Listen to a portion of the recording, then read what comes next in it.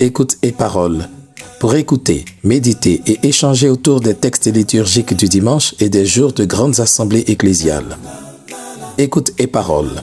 Pour garder le contact avec la parole de Dieu, où que l'on soit et quoi que l'on fasse. Présenté et réalisé par le Père Kwadou Ledoux.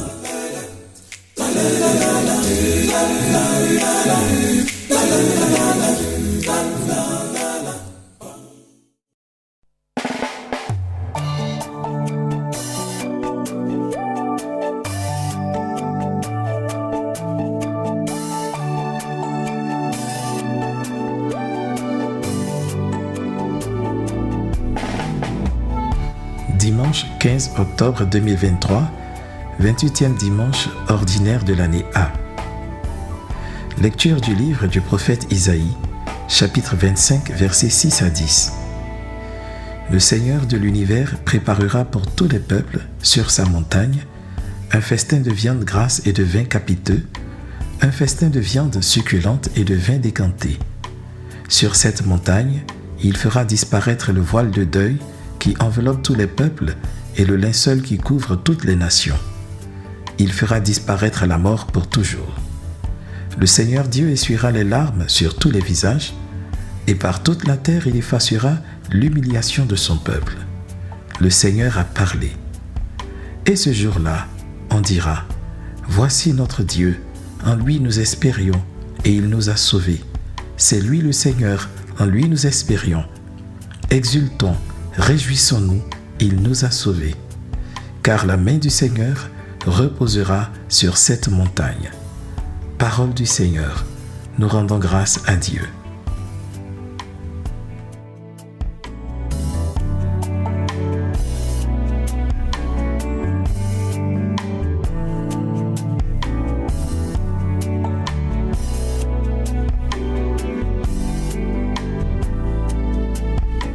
Psaume 22.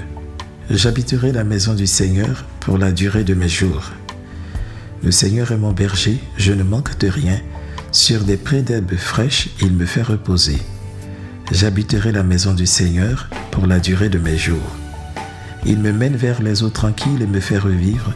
Il me conduit par le juste chemin pour l'honneur de son nom. J'habiterai la maison du Seigneur pour la durée de mes jours. Si je traverse les ravins de la mort, je ne crains aucun mal, car tu es avec moi. Ton bâton me guide et me rassure. J'habiterai la maison du Seigneur pour la durée de mes jours.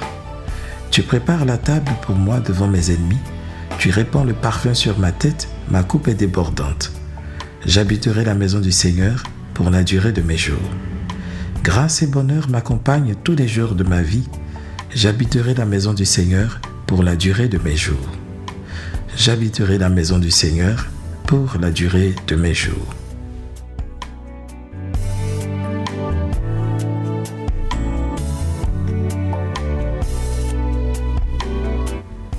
Lecture de la lettre de Saint Paul apôtre aux Philippiens, chapitre 4, versets 12 à 14 et 19 à 20. Frères, je sais vivre de peu, je sais aussi être dans l'abondance. J'ai été formé à tout et pour tout, à être rassasié et à souffrir la faim, à être dans l'abondance et dans les privations. Je peux tout en celui qui me donne la force. Cependant, vous avez bien fait de vous montrer solidaire quand j'étais dans la gêne. Et mon Dieu comblera tous vos besoins selon sa richesse, magnifiquement dans le Christ Jésus. Gloire à Dieu notre Père pour les siècles des siècles. Amen. Parole du Seigneur, nous rendons grâce à Dieu.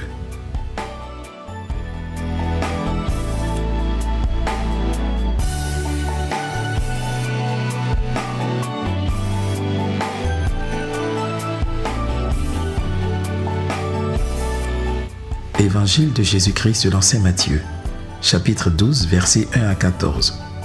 En ce temps-là, Jésus se mit de nouveau à parler aux grands prêtres et aux pharisiens, et il leur dit en parabole, « Le royaume des cieux est comparable à un roi qui célébra les noces de son fils.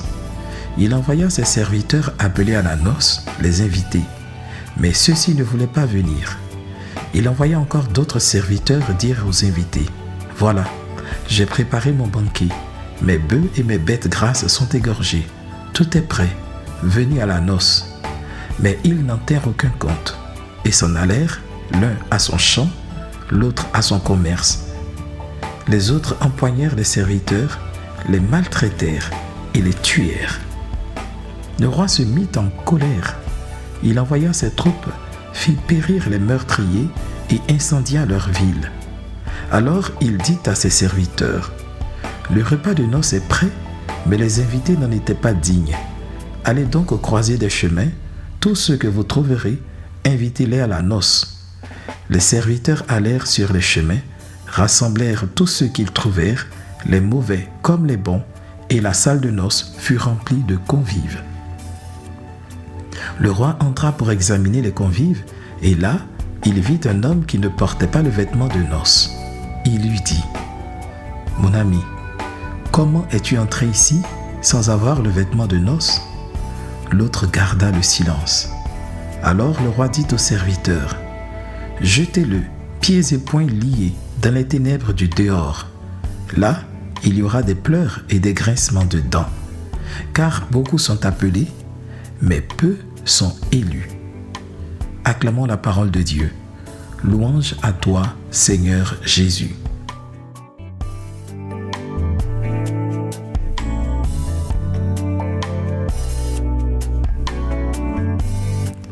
En parcourant l'évangile de ce jour, on peut se poser 3 questions. Premièrement, quel est ce roi pour lequel les sujets n'ont aucun respect, aucune considération ni crainte? Deuxièmement, de quelle nature est ce repas pour que les convives y soient indifférents? Troisièmement, pourquoi jette-t-on dehors ce pauvre homme qui était assis tranquillement à son carrefour et qui n'avait pas demandé à être invité? Le roi rejeté par ses sujets. Le roi dont il est question dans l'Évangile, c'est Dieu lui-même.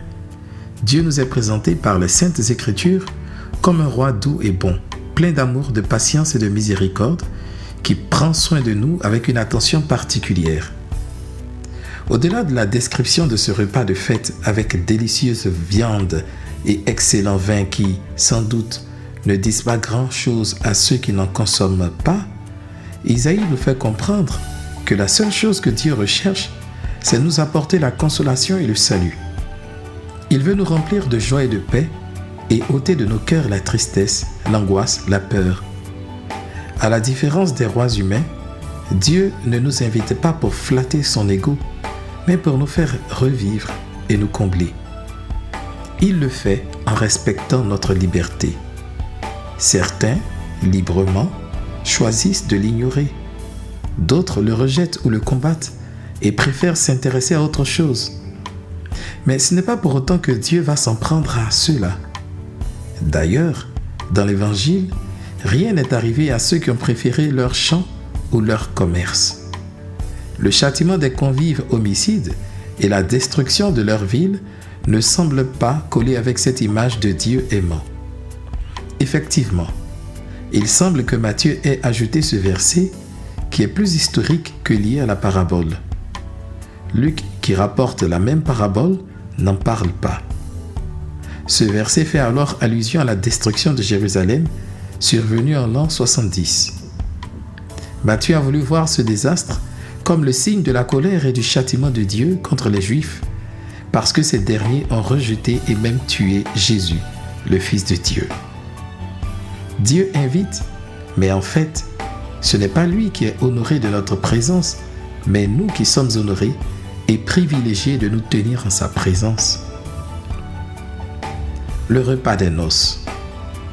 L'attitude des premiers invités paraît étrange.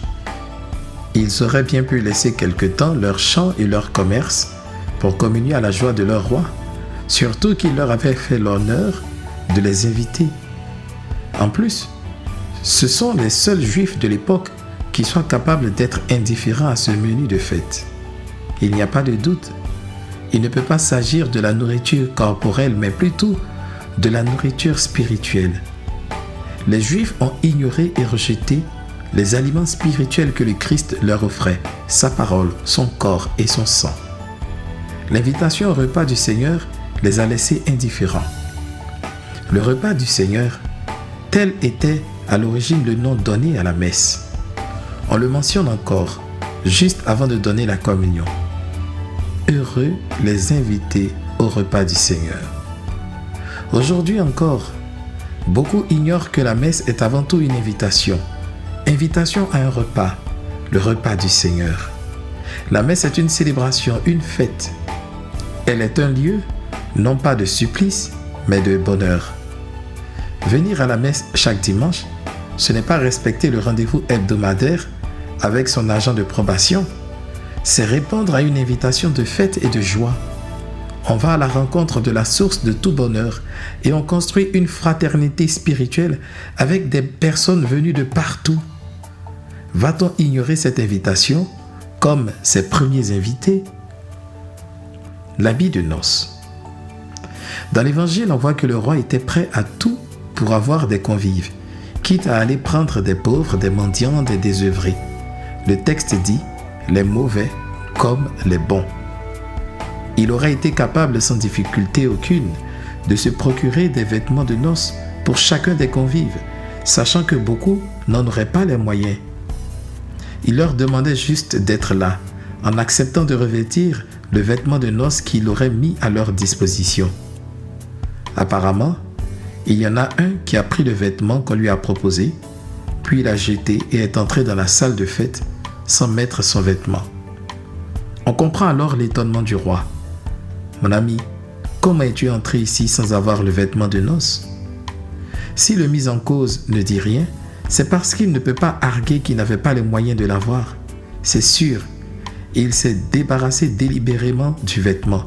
Il a refusé de se revêtir de la grâce, l'Esprit Saint que Dieu offre à ceux qui lui appartiennent. Il a refusé de recevoir sa force de Dieu, une manière de dire à Dieu qu'il n'a pas besoin de lui. En vérité, à quoi cela sert-il de venir au repas du Seigneur si nous n'avons pas besoin de sa force, de son amour, de sa miséricorde? Lorsque nous chantons et répondons à la messe, nous accueillons chacun des éléments de la grâce que Dieu nous offre. Nous sommes comme revêtus d'habits de fête. Si nous gardons le silence pendant le repas du Seigneur et ne manifestons pas que nous accueillons ce qu'il nous offre, nous sommes comme ce convive qui est entré sans vêtements de noces, qui a gardé silence et qui a fini par se retrouver dehors où il y a des pleurs et des grincements de dents. De notre côté, en ne revêtant pas l'habit de noces, ce convive a certainement voulu se démarquer des autres, célébrer à part, marquer la différence. S'il s'agissait de faire bande à part, il aurait mieux valu que le roi distribue la nourriture au carrefour. Mais l'idée de rassembler un peuple lui est chère. Il veut que nous constituions une assemblée spirituelle de frères et de sœurs qui se soutiennent et se sanctifient mutuellement. Revêtir l'habit de noces, c'est accepter de prier avec et pour les autres. Béni sois-tu notre Père. Tu nous invites à célébrer les noces de ton Fils. Rends-nous dignes d'entrer dans la fête et capables de répondre par l'action de grâce à la joie que tu nous offres en Jésus-Christ, ton Fils, dès maintenant et pour les siècles des siècles. Amen.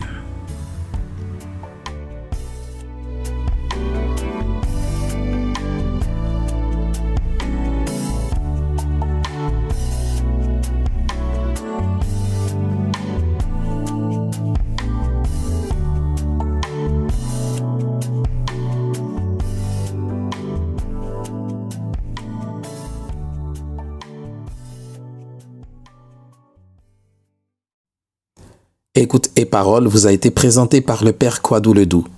Si la parole de Dieu de ce jour vous a touché d'une façon particulière, n'hésitez pas à en faire l'écho à tous ceux et celles qui suivent ce podcast dans les commentaires. Pour suivre les prochaines publications, abonnez-vous au podcast ou rendez-vous sur le site www.père-kwadou-ledoux.net. Une dernière chose. N'oubliez pas de partager ce podcast autour de vous pour que la parole de Dieu retentisse jusqu'aux confins de ce monde. Car la foi naît de ce qu'on entend.